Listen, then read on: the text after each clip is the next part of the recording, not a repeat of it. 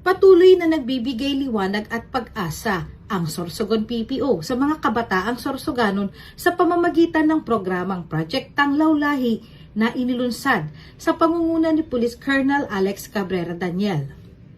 Layunin ng proyekto na itaguyod ang edukasyon, malasakit at pagkakaisa ng komunidad para sa kapakanan ng mga bata. Matapos ang matagumpay na pagtatapos ng unang batch na binubuo ng 51 daycare beneficiaries, inilunsad naman ang ikalawang batch na may 55 daycare pupils.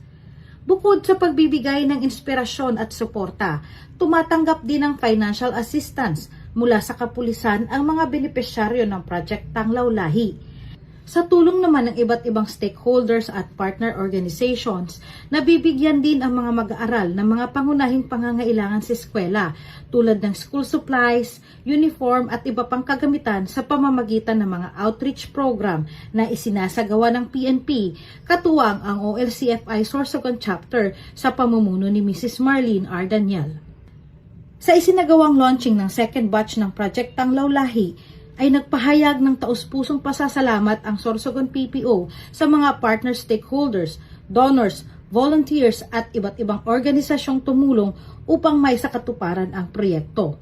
Kabilang dito ang OLCFI, Ginubat Sandigan Eagles Club NCR16, Rotary Club of Metro Sorsogon, Rotary Club of Pikawayan at mga sumuporta sa Zumba for a Cause ng SORPPO OLC. Sa pamamagitan ng Project Tanglaw Lahi, hindi lamang kinabukasan ang binibigyang liwanag, kundi pati pag-asa, pangarap at mas magandang bukas para sa susunod na henerasyon. Mula dito sa Sorsogon Police Provincial Office, ako po si Police Staff Sergeant Angeli Bionson, nag-uulat para sa Police News Network at ito ang bagong PNP para sa bagong Pilipinas, serbisyong mabilis, tapat at nararamdaman.